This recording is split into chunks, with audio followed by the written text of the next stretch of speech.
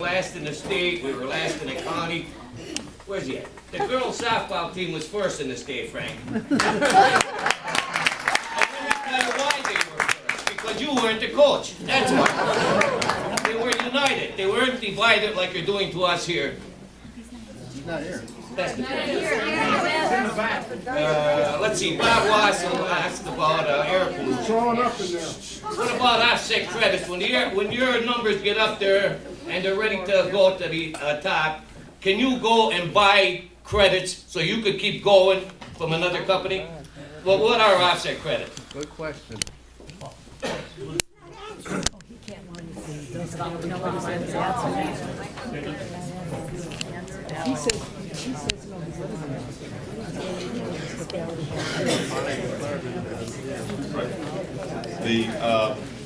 Although I'll say the air quality in this area, you do not have any non-attainment areas, but Pennsylvania, Northern Virginia, all through the whole Northeast were treated as what's called the ozone transport region because there was pollution before. Ozone levels were high.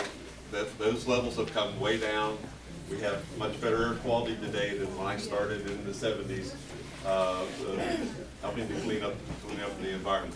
One of the legacies from that is any major plants that emit nitrogen oxides or volatile organic compounds have to, in order to come into the area, even though it's already clean, they have to provide emission offsets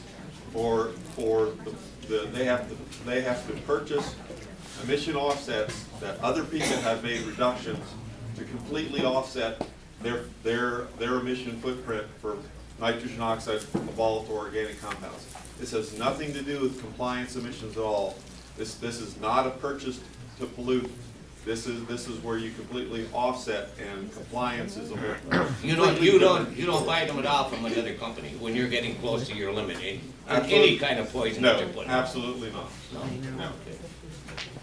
Let's see what else we got.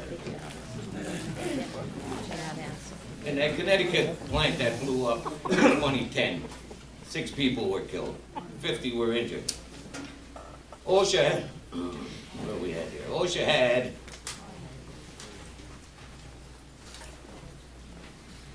announced that it planned to fine 17 companies involved in the construction of the plant, a total of $16.6 million. OSHA said that it had found a total of 371 safety violations in the construction of the plant, 225 of which were considered deliberate.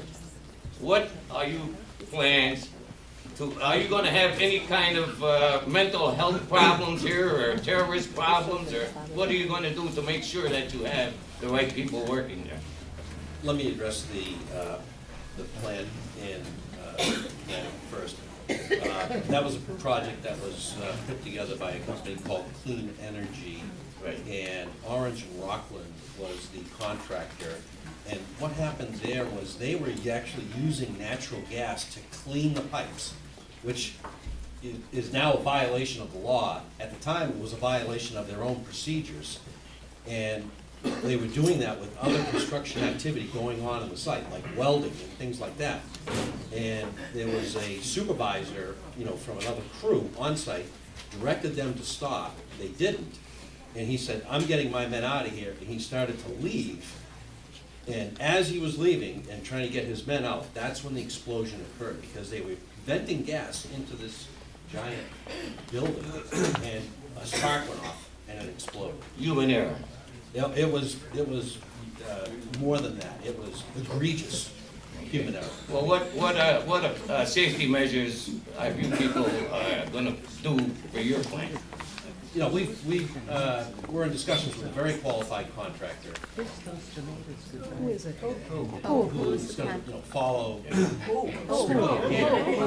ready to announce it. So they're going to follow those procedures and make sure that safety is going to be the utmost. Yeah, I worked on some sites where I had to get fingerprinted by the FBI, and we couldn't smoke. Something like smoking a cigarette, you couldn't even smoke a cigarette outside, Yeah. and there were no kids around. Yeah, nuclear.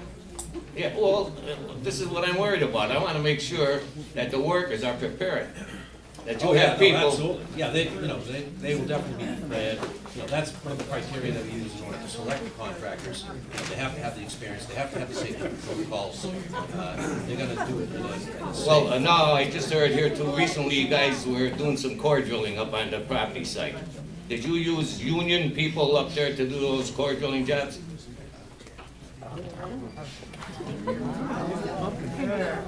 No, that was, That was non-union work. Sorry, that's all I want.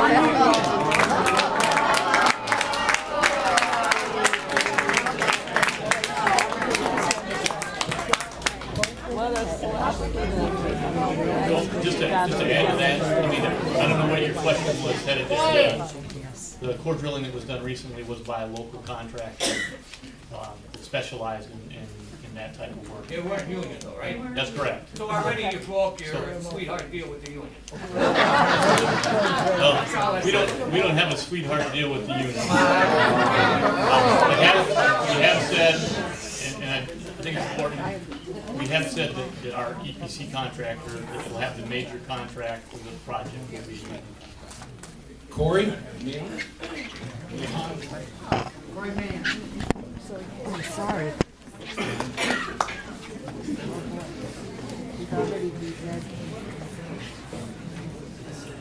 Okay, thank you. We're getting a lot of information, a lot of I don't knows today. And it seems like the trend has been making sure that misinformation is taken care of. So I'd like to start out, Representative Farina. On March 31st, you stated that there's a 1,000 megawatt natural gas power plant in Asylum Township. Would you be referring to the Panda power plant? Yes. Okay, actually, that's 829 megawatts, so just wanted to make sure we got the misinformation cleared up. Also, I see on the fact sheet that came out today, the energy is going to be used locally first, and this high-efficiency plant is going to help lowering our energy costs to the region. Up until tonight, it's been stated both of those are not facts. When was that changed? I don't know when that was ever said that that was not a fact. Every meeting, I'm sure by the next meeting. every there's meeting. articles that state that you stated that was not the fact. So what I've always said, I believe, is that we'll be located and be interconnected to the PJM grid. PJM grid is a local grid. We connect to it here, right outside of Jessup at the PPL substation. Then that grid serves local area and continues to expand out to the entire grid, which serves Pennsylvania, New Jersey, and Maryland. The way power is distributed, power goes to the closest place that it's consumed. That's the way power works. I mean, it doesn't go out. Power doesn't jump on the line and go over to New Jersey or New York. It goes to the path of least resistance. So the power on the grid is consumed as close as it can to the generation where it's produced.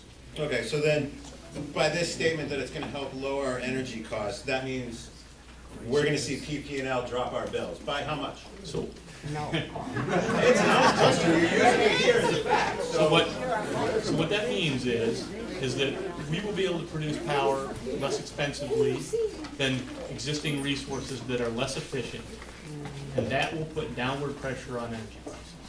So just pressure, we're not, I don't establish the local retail rates. Yeah. okay.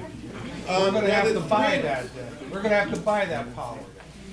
Yeah. The $3.5 million annual payroll, I know quite a few people have asked, what's the breakdown of that? And we can't really get a clear answer on what the actual salary breakdowns of the positions for that sheet being handed out at the open house.